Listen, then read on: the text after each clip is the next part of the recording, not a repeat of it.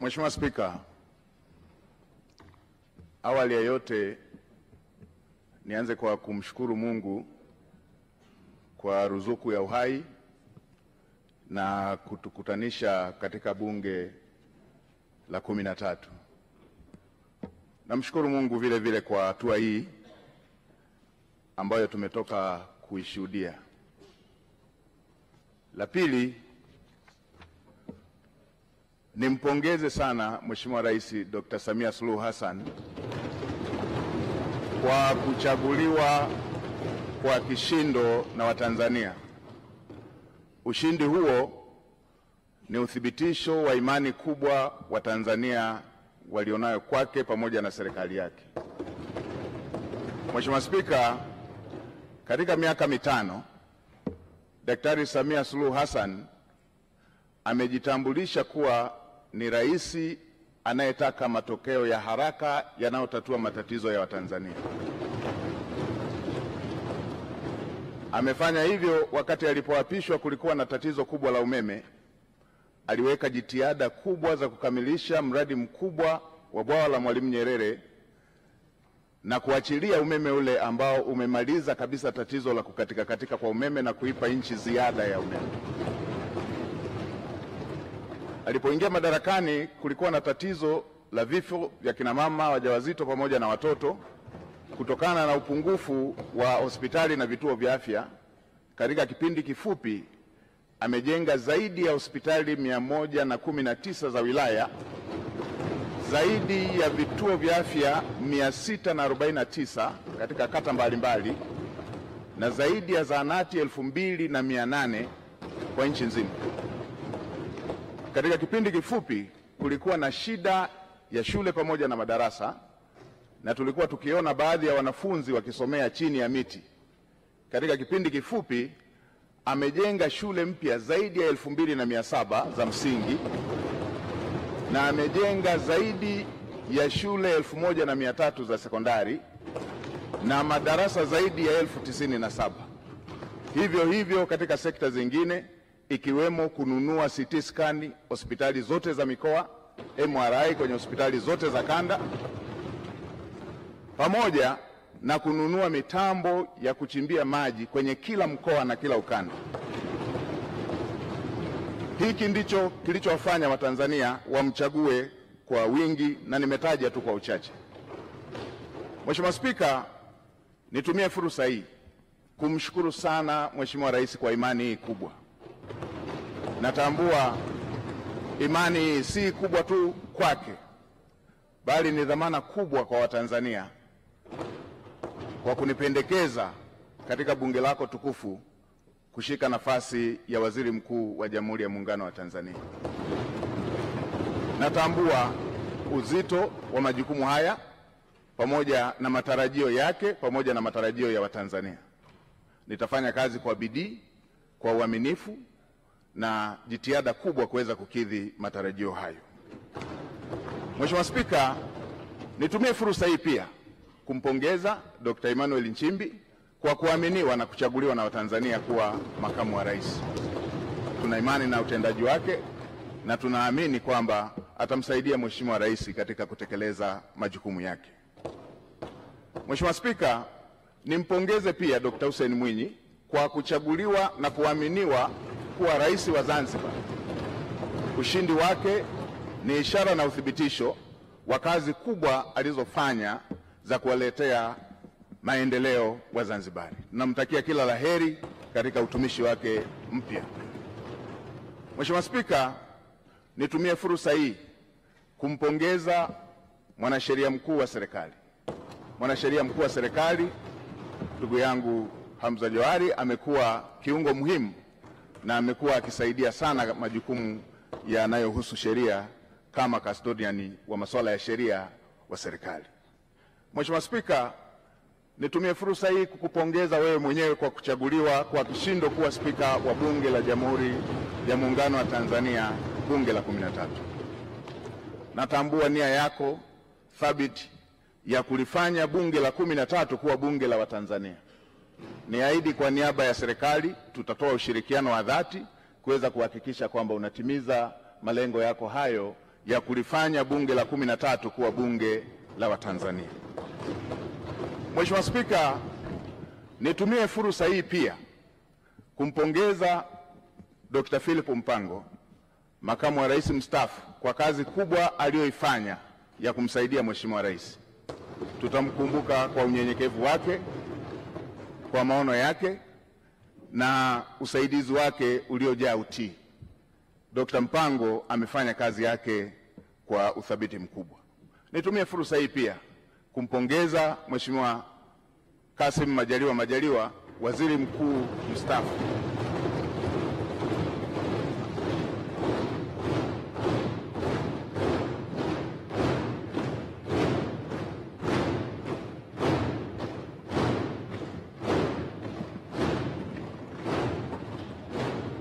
nimpongeze Mheshimiwa Kassim Majaliwa, waziri mkuu mstaafu, kwa kazi kubwa aliyoifanya bila kuchoka ya ufuatiliaji wa miradi, ya ufuatiliaji wa shughuli za serikali, kwa unyenyekevu wake, kwa uadilifu wake na kazi kubwa ambayo amefanya kwa taifa letu. Naamini kila Mtanzania anatambua jitihada alizofanya katika kumsaidia Mheshimiwa Rais. Mheshimiwa Spika, baada ya maneno hayo ya utangulizi, niruhusu niseme nawashukuru sana waheshimiwa wabunge kwa imani hii kubwa mliofanya ya kuthibitisha jina langu. Asanteni sana. Mmenipa faraja na mmenipa deni kwa imani hiyo kubwa mlionipatia. Niwaahidi tutashirikiana nanyi, serikali itashirikiana nanyi, itapokea maoni yenu, itapokea hoja zenu, tutawasikiliza. Na Mheshimiwa Spika, niseme tutawasikiliza bila ubaguzi, hata walio wachache watakuwa na fursa sawa, kwa sababu bunge lako ni bunge moja. Mheshimiwa Spika, baada ya maneno hayo ya utangulizi, niseme tu tuko na kazi kubwa mbele yetu. Natambua ukubwa wa kazi iliyo mbele yetu, kazi kubwa kwa nafasi niliyopewa, lakini kazi kubwa ya serikali, lakini kazi kubwa kwa Watanzania wote. Mheshimiwa Spika, nchi yetu chini ya uongozi wa Dr. Samia Suluhu Hassan hivi majuzi ilitunga dira mpya ya 2025-2050, na awamu ya pili ya serikali ya awamu ya 6 ndio itakuwa awamu ya kwanza ya kutekeleza dira mpya.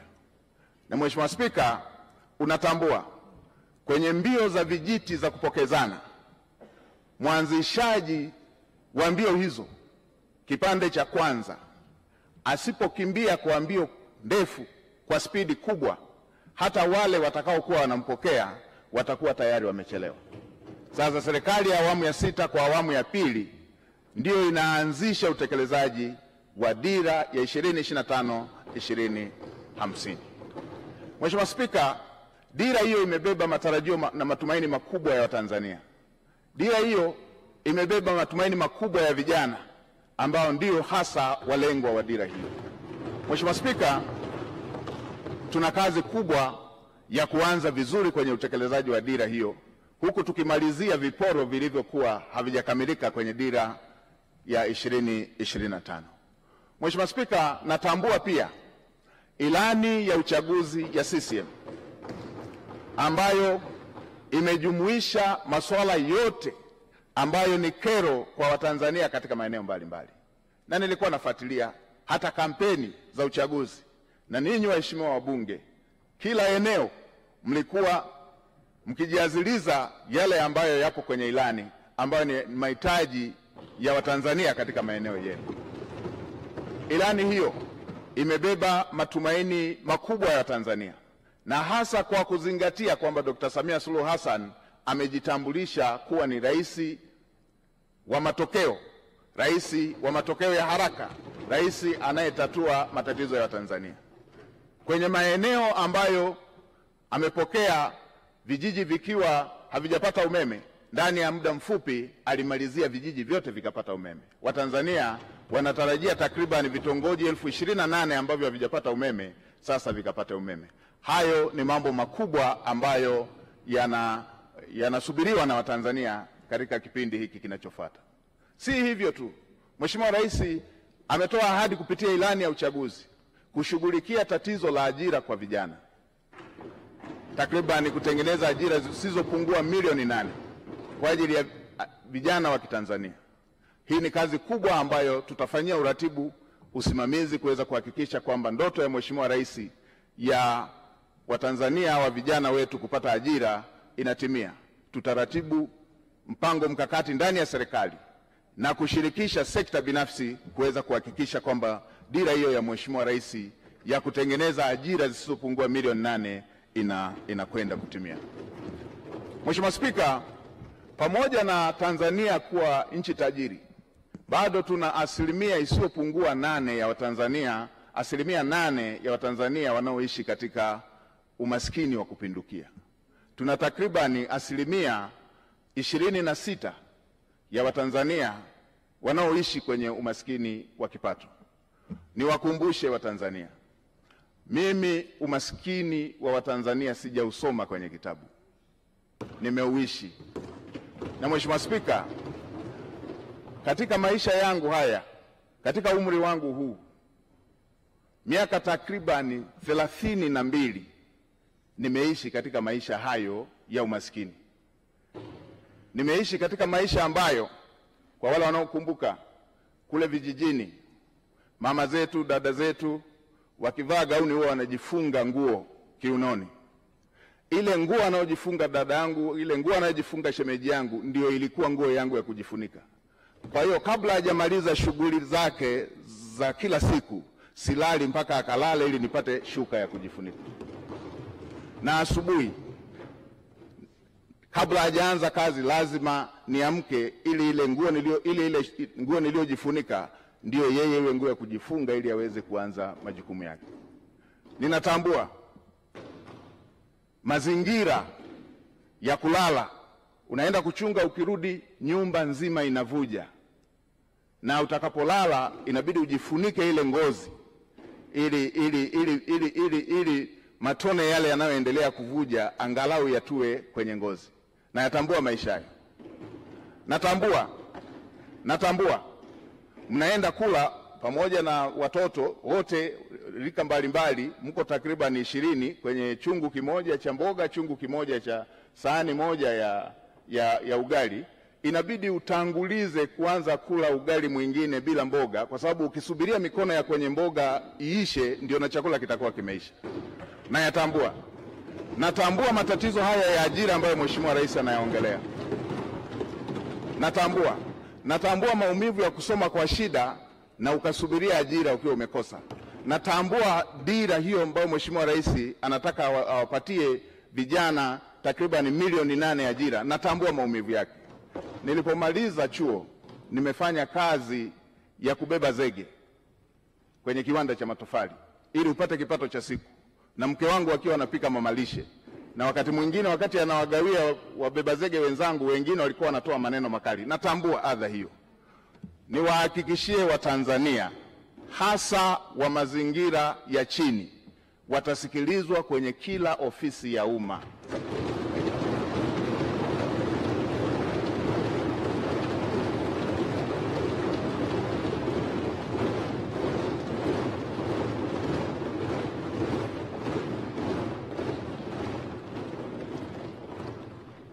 Kila aliye Mtanzania, hii nchi ni yake. Watanzania wote watasikilizwa kwa nidhamu katika ofisi za umma. Watasikilizwa kwa nidhamu katika ofisi za umma. Watanzania watafikisha kero zao, na watumishi wa umma watakwenda kwenye makazi, kwenye maeneo ya Watanzania kutatua kero za Watanzania.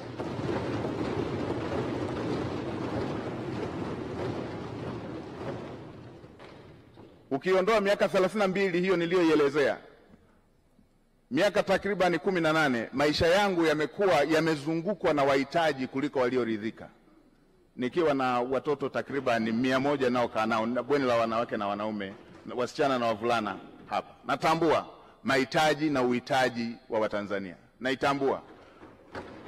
Kwa kutambua hilo, naamini yale yaliyo dira ya Mheshimiwa Rais katika kutatua kero za Watanzania. Niwahakikishie Watanzania nitasimamia kwa uadilifu, nitasimamia kwa jitihada, nitasimamia kwa kuhakikisha kwamba hayo yanatimia.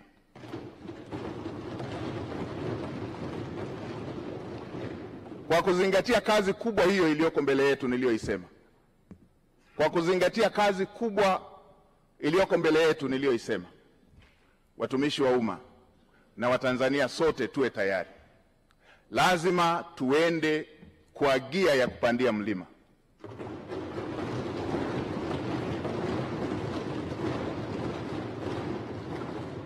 Lazima tuende kwa gia ya kupita kwenye bahari yenye mawimbi.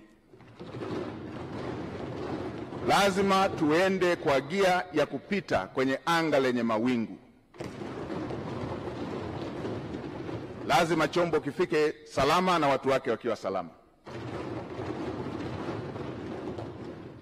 Kwa watumishi wa umma wavivu, wazembe, wala rushwa,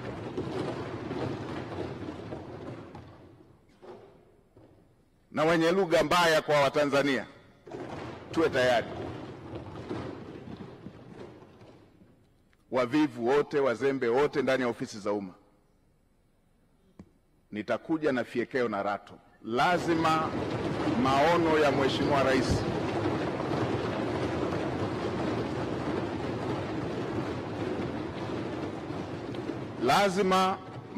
Mheshimiwa Rais, ahadi ambazo Mheshimiwa Rais amewaahidi Watanzania lazima zitekelezwe. Mheshimiwa Spika, katika kumalizia, nitoe rai kwa Watanzania wote. Haya yote ambayo tunayaongea, yale yote yaliyoongelewa kwenye dira, yale yote yaliyoongelewa kwenye ilani ya uchaguzi, yale yote tulio na matamanio nayo, yale yote yaliyo ahadi ya Mheshimiwa Rais pamoja na makamu wa rais, yale yote yaliyo ahadi zenu waheshimiwa wabunge, yatatimia tu kama tutaendelea kumtanguliza Mungu katika mambo yetu kama taifa, na kama taifa letu litakuwa na amani, kama taifa letu litakuwa taifa lenye amani. Yatatimia tu kama tutaendelea kumtanguliza Mungu katika mambo yetu kama taifa, na kama taifa lina hali ya amani. Bila amani, yote tunayotamani, yote tunayotarajia, yote tulioahidiwa, yote viongozi walioahidi, yote yaliyoko kwenye dira, yote yaliyoko kwenye ilani hayawezi kufikiwa. Nitoe rai kwa Watanzania wote, tuwe na wajibu wa kuhakikisha kwamba nchi yetu ni ya amani. Tumtangulize Mungu hata kwa yale tunayoona ni magumu, ili tuweze kuhakikisha kwamba Mungu anatusaidia kupata ufumbuzi wake, kwa sababu kwake yote ni mepesi. Mheshimiwa Spika, katika kumalizia, nishukuru familia yangu, wamesimama nami mara zote, mke wangu Neema pamoja na watoto. Niwashukuru wananchi wa jimbo la Iramba, niwashukuru sana wananchi wa jimbo la Iramba, kwa sababu pasipo wao kunichagua